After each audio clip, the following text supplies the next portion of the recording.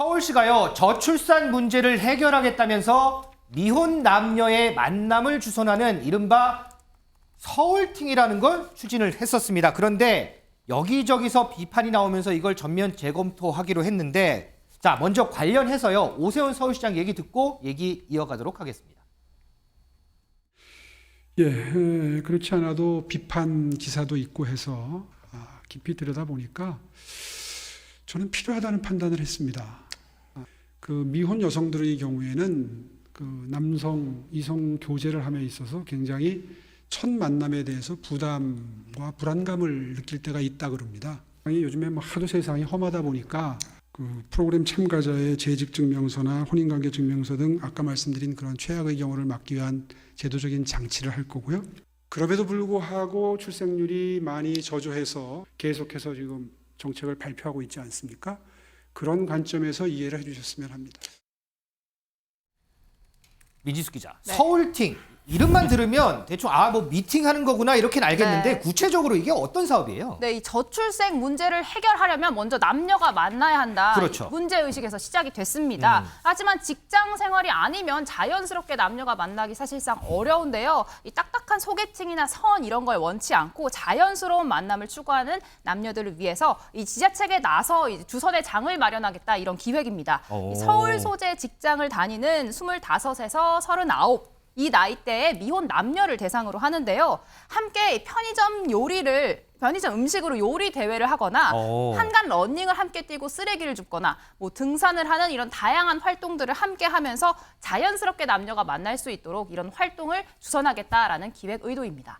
자, 그런데 정작 이 사업의 대상자인 이 젊은 청년들은요, 저출산 대책의 맥을 잘못 짚었다 이런 비판을 내놓고 있습니다. 그 목소리 좀 듣겠습니다. 그런 연애할 시간을 만들어주고 여유를 만들어주고 요런 인프라를 조성을 해줘야지 누가 이거를 직접 해달라고 했어요. 이런 이상한 것 좀 안 했으면 좋겠어요. 중매쟁이 역할을 바라지 않거든요. 자만추가 무슨 뜻인지 모르시는 거 아닐까요? 모르는데 일단 자만추가 아닌데 자만추라고 해가지고 제가 좀 지적하고 싶고요. 그러니까 서울은 조금 더 뭔가 3포 세대, 뭐 5포 세대, 뭐 여러 가지 포기하는 세대가 많아지고 왜 연애를 못하는지 거기에 대한 지원을 하는 것이 서울에 조금 더 부합하는 정책 아닐까에 대한 생각이 있고요. 이게 누가 소개팅을 안 시켜줘서의 문제가 아니 이럴 만한 생활적인 여유가 없다는 게 가장 큰 거 아니겠어요? 뭐 이거를 서울시가 소개팅을 시켜주면 모든 문제가 해결이 될 거야 이거는 아닌 거죠. 그러니까 저는 오히려 이런 인력과 이런 돈이 이런 예산이 있으시다면 다른 데 써라 차라리 제발. 이런 거 하면 자, 저희가 이거를 의도하고 섭외를 한 건 아닌데 마침 오늘 이 자리에 MZ세대 청년 정치인 두 분 나와 계시니까 한번 여쭤볼게요. 짧게 한번 여쭤볼게요. 자, 서울팅 이게 저출산 대책으로 맞다고 보세요? 이동석 행정관은 어떻게 보세요?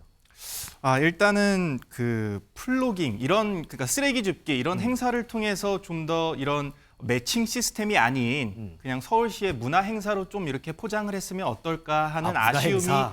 듭니다.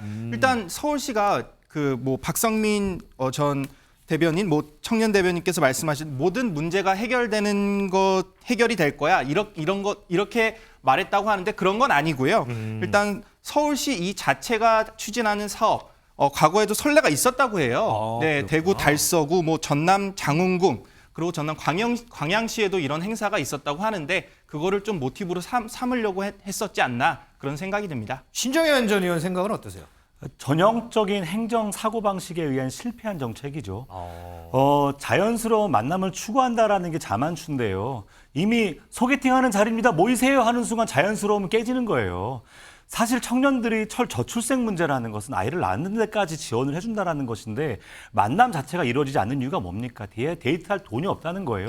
연애할 시간이 없다는 것이고요. 결혼할 수 있어도 이 결혼 이후에 애를 낳을 수 없다라는 이 사회 구조적인 문제를 지금 비판하고 바로잡자라고 하는 것인데 이러한 구조적 문제를 그대로 두고 데이트하는 자리 만들어줄 테니까 아이 낳을 때까지 한번 잘 해보세요. 이게 얼마나 무책임합니까? 오세훈 서울시장님, 청년들의 감수성을 조금이라도 이해하신다면 이것은 사실 사과하고 바로잡겠다라고 말씀하시는 게 맞을 것 같습니다. 자, 이것뿐만 아니고요. 장마철을 앞두고 대책을 발표하는 자리에서 나온 발언도 좀 논란이 있습니다. 이거 한번 띄워봐 주시겠어요?